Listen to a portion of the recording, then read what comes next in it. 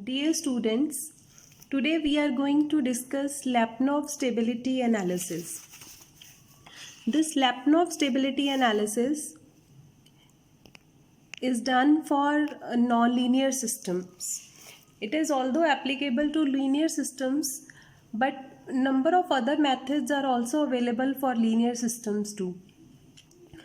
So before starting with the Lyapunov stability analysis, let us have some mathematical background. So first is positive definiteness. A scalar function Vx is said to be positive definite. We have to check the condition for Vx in a region omega, which includes the region if Vx is greater than 0. So we have to check whether this Vx is greater than 0 for all non-zero states x in the region omega, and V0 is 0. So I'll explain this with the help of one example. Let us consider this Vx, which is x1 square plus 2x2 square. So for all non-zero values of x1 or x2, the value of Vx will always comes out to be positive. And at origin, that is when x1 is equal to 0 and x2 is equal to 0, the value of Vx is 0. So both the conditions are satisfied. Vx is positive for all x1 and non-zero values of x1 and x2, and V0 is 0 for x1 equal to 0 and x2 equal to 0. So this function, scalar function, is positive definite. So again we'll go to the same definition. A scalar function is said to be positive definite in a region omega if Vx is greater than 0 for all non-zero states x in the region omega and V0 is 0. Negative definiteness. So a scalar function Vx is said to be negative definite if minus of Vx is positive definite. So it is the negative of the positive definiteness condition. So let us consider another example. In this case, Vx is equal to minus of x1 square minus 3x1 plus 2x2 whole square. See, in this case, if we consider any non-zero value of x1 and x2, the value of Vx will always come out to be negative. And for x1 equal to 0 and x2 equal to 0, the value of Vx is 0. So this function is a negative definite function. Third is positive semi-definiteness. A scalar function Vx is said to be positive semi-definite if it is positive at all the states in the region omega except at the region and at certain other states where it is 0. The difference between the positive definiteness and positive semi-definiteness is, in case of positive definite function, we consider the value of Vx should be greater than 0 for all non-values. But in case of positive semi-definiteness, the value should be positive at all states in the region except at origin and certain other states where it is 0. So we are to check whether at other state it is 0 or not. So let us consider one more function. This function Vx is x1 plus x2 whole square. See this, the value of Vx will always remain positive if we consider any value of x1 or x2 non-zero value. So it can be positive definite as well as positive semi-definite. But at origin the value is 0. But at some other points also, like if we take the value of x1 equal to minus of x2, in that case also this function will be 0. So this function is positive semi-definite. Next is negative semi-definiteness. A scalar function Vx is said to be negative semi-definite if minus of Vx is positive semi-definite. So in case if the function is minus of, suppose we consider the same example, if it instead of Vx is equal to x1 plus x2 square, if it is minus of x1 plus x2 square, in that case it will be a negative semi-definite function. So last is indefiniteness. Vx is indefinite if it assumes positive and negative values no matter how small the region omega is. So in this case the function can take any value, positive as well as negative value. So again consider one example. This Vx is x1 plus x2 square. So this function can take any value if this product x1 x2 is negative, and this will always remain positive, and this value, if this value is more than this, then the Vx will be a negative value. And if the product x1 and x2 is positive, in that case the value of Vx will be positive. So this scalar function can take any value. So this function is indefinite function. So after studying these conditions, let us have the quadratic form. See, we have considered these functions Vx in the form of equations. Now there can be a quadratic form of scalar function also. Like this Vx is equal to x transpose Px. This Vx is again a scalar function, but it is in the form of quadratic. Like these are the two states x1 and x2. So these are the states, and this P is the real and symmetric matrix. So to study the conditions for this quadratic form, let us study one criteria based on this. This criteria is called Sylvester's criteria. This criteria is used to find out the condition for quadratic form of scalar function. Again we consider the scalar function Vx in quadratic form. The form which we have discussed in the previous slide, that this Vx is equal to x transpose P into x. So what this Sylvester's criteria states, that the necessary and the sufficient condition that the quadratic form Vx be positive definite are that all the successive principal minors of P be positive. So the function P we defined here, which is real and symmetrical matrix, we find out the principal minors of these matrices. The minors are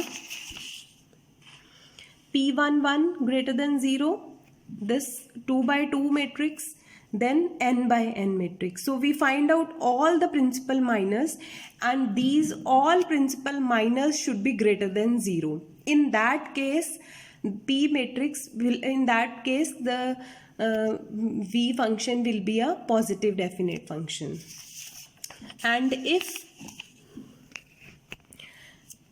Vx is positive semi-definite, in that case P is a singular matrix. It means the determinant of P should be 0 in that case, and all the principal minors are non-negative. For negative semi-definite, the minus of Vx is positive semi-definite, and Vx is negative definite if minus of Vx is positive definite. So why we consider this Vx to be in quadratic forms? Because most of the equations which are given can be represented in the form of a quadratic form. So that is why the same cases are discussed for quadratic forms also.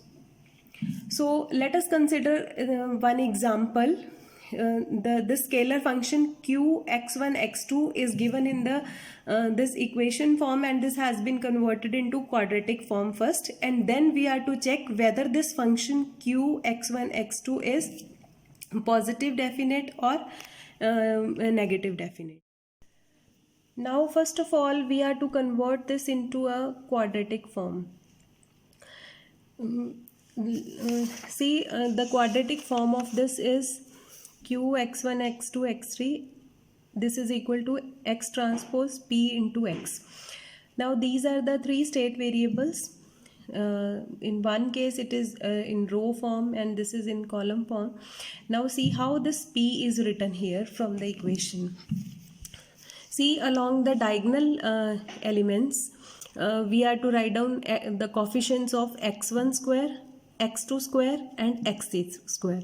So what are the coefficients of x1 square? x1 square is 10, x2 square is 4 and x3 square is 1. So the coefficients are 10, 4 and 1. The remaining coefficients are, if we are to write down these two, this is for x1 x2 and x1 x3. Here also it will be x1 x2 and this is x1 x3. So the coefficient of x1 x2 is 2, but since it has to be written on both the sides, so half of this will be 1 and on the other side also it will be 1. So x1 x2, it is 1 here and 1 here. Then x2 x3, again it is minus 2, so half is written on this side. Minus 1, it is for x2 x3 and this is x3 x2, so minus 1 and minus 1. Then it is minus 4 and x1 x3. Half of this is x1 x3 and this is x1 x3 minus 2. So this P is formed. Now this is a real as well as a symmetric matrix. So we are to apply Sylvester's criteria here. We will be finding out the principal minus 1 by 1 matrix. This is 10 which is greater than 0. Then this 2 by 2 matrix 10, 1, 1 and 4 which is also greater than 0. And then another 3 by 3 matrix, this whole matrix, this is also greater than 0. Since all the principal minors are positive, so this q x1 x2 is a positive definite function. So then before starting with another definition which will be used for the Lyapunov stability analysis is the equilibrium. So we will be making use of stable or unstable equilibrium in case of Lyapunov stability analysis. So we will be discussing the definition of equilibrium first. It is a state of a system which does not change. Like if a dynamics of a system is described by a differential equation, then equilibria can be estimated by setting a derivative to 0. So let us consider an example. This is an equation. Here the population rate is given here. Derivative of dn by dt. To find out the equilibrium, we will put this value equal to 0. So this equation will become 0. So after substituting this equation equal to 0, we will have the two values of n, which is 0 and k. So based on this equation, we will be defining the two states of equilibrium, stable and unstable. So let us have this example. Suppose we have one pencil. This when we put it like this, it will always be an unstable equilibrium, because either it will go like this or it will go like this. So this A will always be an unstable. If we consider another example, this is the picture on the wall, and most of the times it will be a stable case. So based on this, an equilibrium is considered stable if the system always return to it after small disturbance. So if we will be giving small disturbance, it will return to its own state, original state. But here, when it is moved on both the side, it will not return to its position. So in that case, if the system moves away from the equilibrium after small disturbances, then the equilibrium is unstable. So based on the previous equation, let us examine the stability of two equilibrium points. So in the previous case, we find out the two values of n, which was 0 and k. So this graph is plotted between the population growth rate and population density n. This is most generally called phase plot. Now if n lies between 0 to k, so this is the range, n lies between 0 to k. In that case, the derivative of this n, dn by dt, will always be greater than 0. The derivative is always increasing for 0 to k. So the population grows.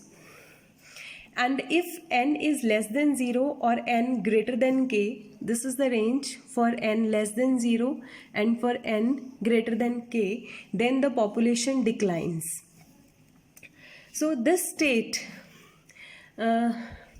these arrows shows the equilibrium state. If n is equal to 0, this state is the unstable state.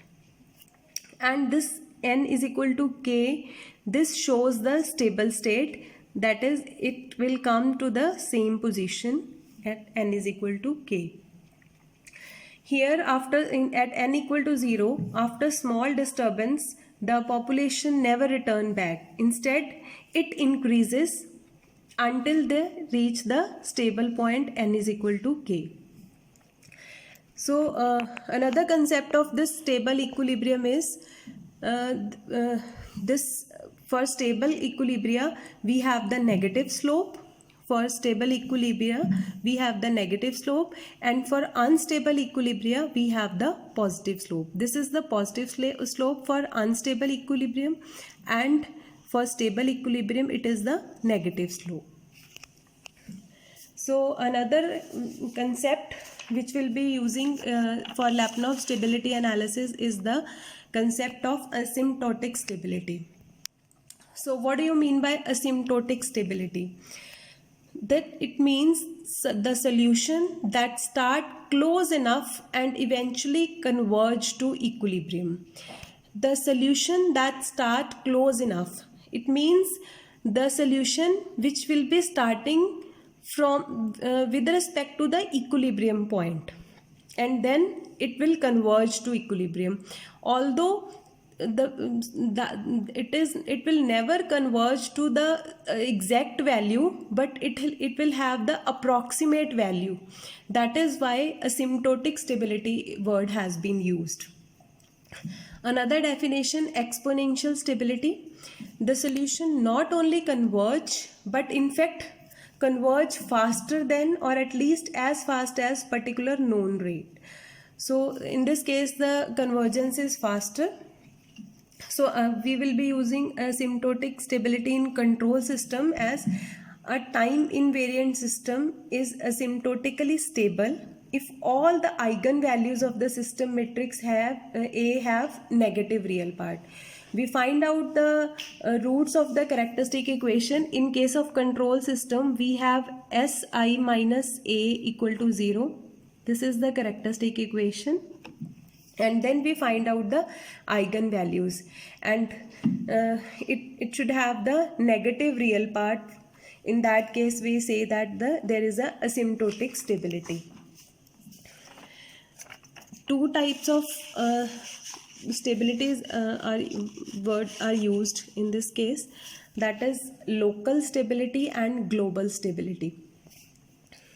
Local stability, it means that we put the system somewhere nearby the point then it will move itself to the equilibrium point in some time. So in case of local stability, the solution should be near to the equilibrium point. In that case only we can have the local stability.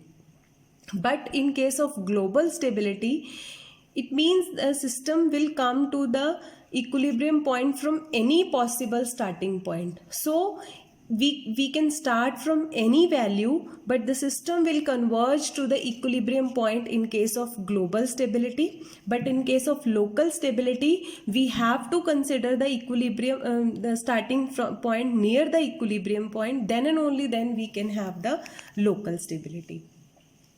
So after discussing all the terms, we will be starting with the second method of Lyapunov. In 1892, A.M. Lyapunov presented two methods, first and second method. The first method, it talks about the local stability only, that is, it is for bounded input and bounded output only. And in this case, we need to find out the solution of differential equation. So this method is not widely used. So because of the certain advantages of second method, which are, it doesn't require the solution of differential equation. Since the equation in case of nonlinear systems are complex, so it is difficult to find out the solutions, and this second method does not require the solution of differential equation. So that is why this is a convenient method for finding out the stability. So afterwards we will be studying two theorems for this Lyapunov stability and second method of stability.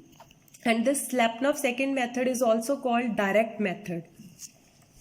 Suppose a system is described by x dot is equal to fx of t, where considering the state x equal to 0, f0 comma t is 0 for all t. So again we will be this is our function which is given here, and this is the scalar function which we are to write for this function.